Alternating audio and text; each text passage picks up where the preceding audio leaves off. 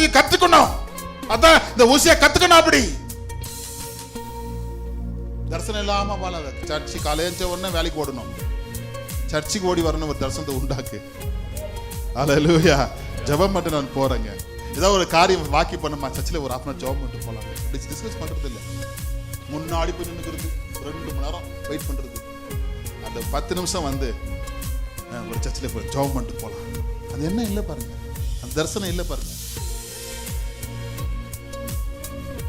தானியேல் எங்க விடப்பட்ட அப்படியா? நேச்சருக்கு. அங்க தானியேலுக்கு அடுத்த ஒரு ஷீட் வந்துச்சுங்க, சேர் வந்துச்சு. எப்படி வந்துச்சு?